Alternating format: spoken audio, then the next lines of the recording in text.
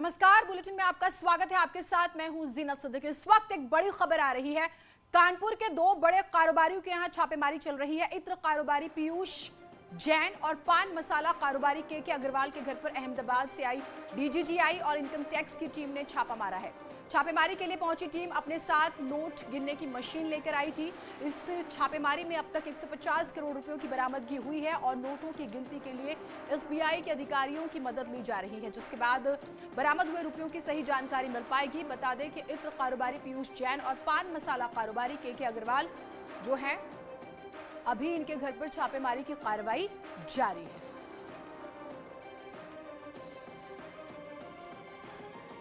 तो इत्र कारोबारी, पान मसाला कारोबारी दोनों के घर पर छापेमारी जारी है और इस छापेमारी में 150 करोड़ रुपए की बरामदगी जो है वो हुई है।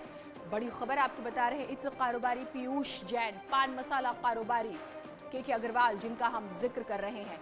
और इस छापेमारी, देखिए, शिकायतें लंबे समय से मिलती हैं। आप अपने इनकम के सोर्स जो है सही डॉक्यूमेंट्स प्रोवाइड नहीं करा पाते हैं, इन्वेस्टिगेशन जो है वो चलती है।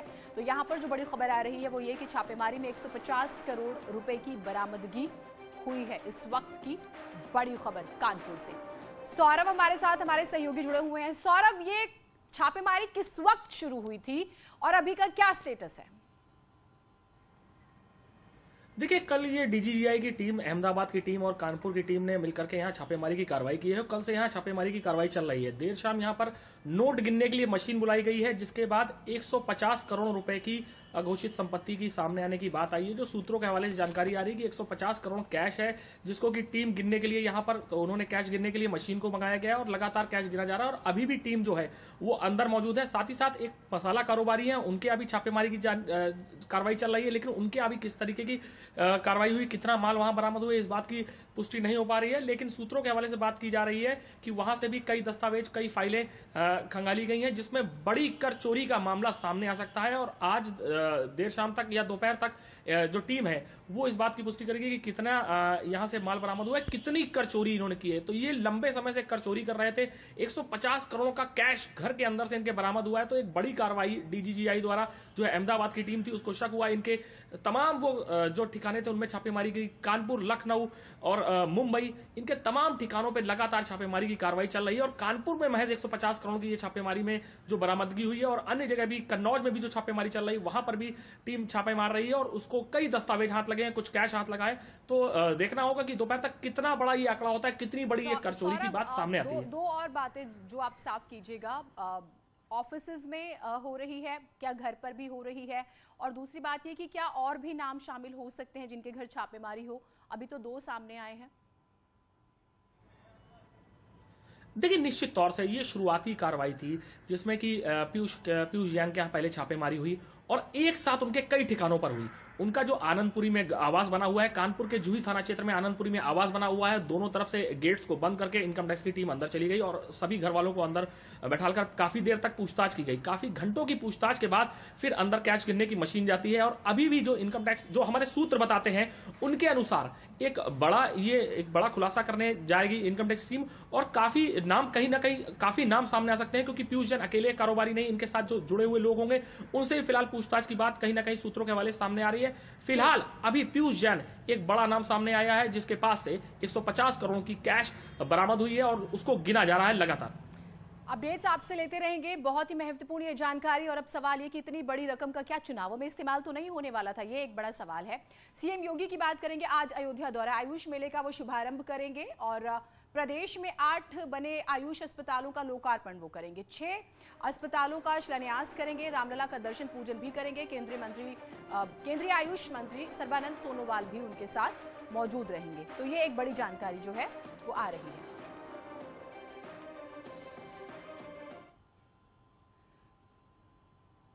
सीएम योगी का बहराइच दौरा, वो भी आपको बता दें। जन विश्वास यात्रा में वो शामिल होंगे, कार्यकर्ताओं में जोश भरेंगे। अयोध्या से दरअसल सीएम जो है वो बहराइच जाएंगे। तो ये भी एक बहुत ही महत्वपूर्ण कार्यक्रम मुख्यमंत्री का।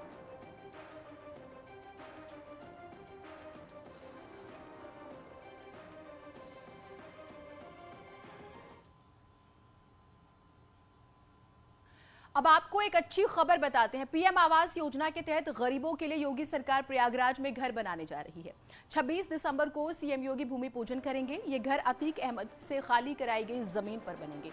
योजना के तहत 75 फ्लैट बनाए जाएंगे। इन फ्लैट्स को प्रयागराज विकास प्राधिकरण बनाएगा। कैबिनेट मंत्री सिद्धार्थनाथ सिंह ने उस जगह का जायजा भी लिया जो माफिया अतीक अहमद से मुक्त कराई गई है और अब यहां पर गरीबों के लिए आशियाना बनाया जाएगा।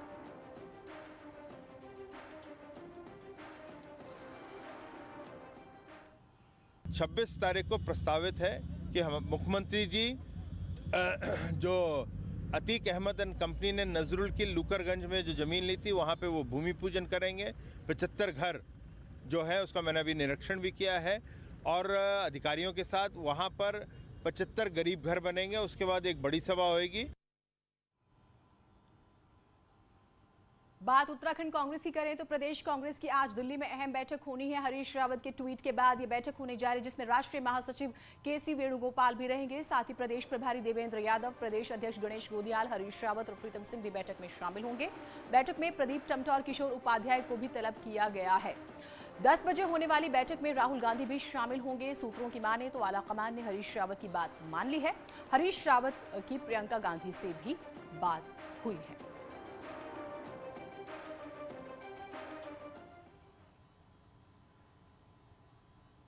तो पूर्व मुख्यमंत्री हरीश रावत के सनसनीखेज ट्वीट के बाद कांग्रेस ने जहां रावत समेत सभी नेताओं को दिल्ली में बातचीत के लिए बुलाया है, वहीं रावत समर्थकों ने सोशल मीडिया पर जहां हरदा वहां हम कैंपेन चलाना शुरू कर दिया है।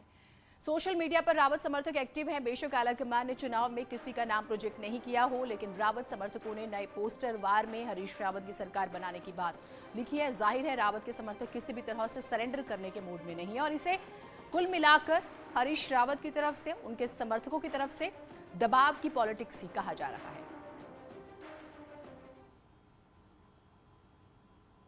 देश में कोरोना के नए वेरिएंट ओमिक्रॉन के बढ़ते मामलों के बीच प्रधानमंत्री नरेंद्र मोदी ने गुरुवार शाम अफसरों के साथ हाई लेवल मीटिंग की। इस बैठक में हेल्थ मिनिस्ट्री समेत कई विभागों के अफसर शामिल हुए। मीटिंग में ओमिक्रॉन के बढ़ते केस को देखते हुए अब तक के हालात की जानकारी ली गई, साथ ही सरकार की तैयारियों को समझा गया। बैठक में पीएम ने अफसरों द्वारा ऑक्सीजन के स्टॉक बढ़ाने के निर्देश दिए, साथ ही टेस्टिंग और ट्रेसिंग बढ़ाने के साथ हेल्थ इंफ्रास्ट्रक्चर को बेहतर करने पर जोर दिया। इसके साथ ही केंद्र सरकार उन राज्यों में अपनी टीम भेजेगी जहां टीकाकरण की रफ्तार कम है। देश भर में ओमिक्रॉन की अगर हम बात करें तो इसके मामले 300 से ज्यादा हो चुके हैं।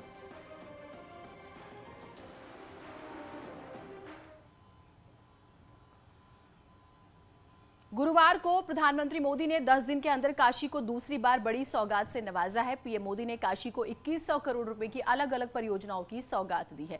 साथ ही करीब 1 लाख से ज्यादा किसानों से उन्होंने संवाद स्थापित किया, एक तरह से उनसे बातचीत की।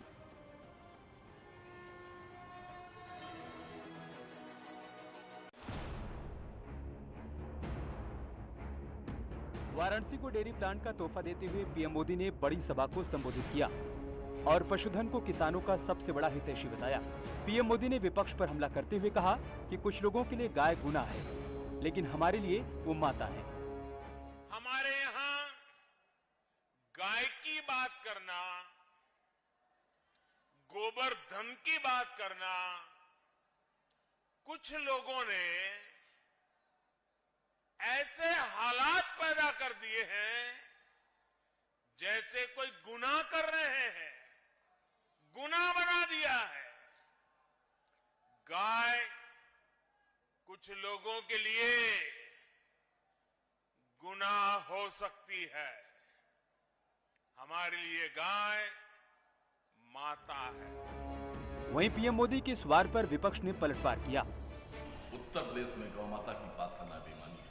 कांग्रेस पार्टी जब आपसे सवाल करती है, उत्तर प्रदेश सरकार से सवाल करती है कि बांदा में सैकड़ों की संख्या में प्रशासन की मौजूदगी में, उनकी सरपरस्ती में गौ माता जिंदा दफनाई जा रही है। चुनावी मौसम है तो ऐसे में वार पलटवार लाजमी है और बात जब गाय की होगी तो सियासी हो हल्ला भी जरूरी है। Bureau report, news 18। पूर्व राज्यपाल अजीज कुरैशी ने जिन्ना की तारीफ की। न्यूज़ 18 के शो आर पार में बोले अजीज कुरैशी, जिन्ना कांग्रेस के बड़े नेता थे। जिन्ना हिंदू मुस्लिम यूनिटी का एम्बेसडर थे। वो ये कहते हैं यूपी में मुसलमान मौत के साए में हैं। ये बात कहते हैं यूपी में मुसलमानों पर अत्याचार हो रहा है और इस तरह से बयानबाजी करके उन्होंने एक नए विवाद को जन्म दे दिया है। यूपी सरकार मुसलमानों का जाति कराई है, एक बार भी नहीं 1000 बार कहूंगा इस बात की। यूपी सरकार ने मुसलमानों की जिंदगी तंग कर दी है। यूपी सरकार में मुसलमान, ठीक है, आपने बोला जाति सरकार में मुसलमान मौत के साए में रह रहे हैं। सुधांशु त्रिवेदी जवाब, सुधांशु त्रिवेदी जवाब। मैं कह रहा हूं बीजेपी के सीनियर लीडर है, मेंबर ऑफ पार्लियामेंट है, जवाब। यूपी सरकार में मुसलमान मौत के साए में जिंदा हैं। क्या बोल रहे हैं आप? मतलब दबाया गया है, इतना अत्याचार हो रहा है। यूपी में मुसलमान मौत के साए में जिंदा है। They are living under the shadow of death. UP सरकार में मुसलमान are living under the shadow of death. उनके मजहब को, उनकी रिवायत को, उनकी कन्वेंशन को, बड़े गवर्नर रहे हैं, आप ये बात कह रहे हैं कि मुसलमान मौत के साए में यूपी में, मतलब ये इस सरकार में। यस वही हाल है। हजारों गिरफ्तार किए कर दिए आपने।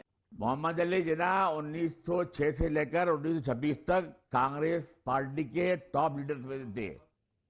मोहम्मद अली जिन्ना को गोखले ने और मिसेस एनी बेसेंट ने कहा था कि he is ambassador of Hindu Muslim unity. Mohammad Ali Jinnah का रोल था हम लोग लीग मेंबर में। वो मैंने हमारे सुन लीजिए आप बिल्कुल आप जिन्ना की तारीफ करिए। तिमार के बिल था वो आगे। मोहम्मद अली जिन्ना ने होम रूल मूवमेंट में बॉम्बे की सभा में जो तकरीर की थी, उस पर लोगों ने चंदा जमा किया और बॉम्बे में आज तक उसके नाम पर जिन्ना हाउस बना हुआ है। मोहम्मद अली जिन्ना पर बॉम्बे हाई कोर्ट की स्टडी में उनके वॉल्यूम में पूरा एक कॉलम इसके ऊपर है आगे। अयोध्या में क्राइम ब्रांच और महाराजगंज पुलिस की बदमाशों से मुठभेड़ हुई है। मुठभेड़ में 2 बदमाशों के पैर में गोली लगी है। पुलिस की गिरफ्त में दोनों बदमाश थाना महाराजगंज के एमी घाट अरबत मोड़ पर ये मुठभेड़ हुई है। दोनों बदमाश गोंडा के थानेपुर थाना क्षेत्र के रहने वाले हैं। दोनों बदमाशों पर 25-25 हजार रुपए का इनाम था और ये लूट की कई वारदातों को अंजाम भी दे चुके।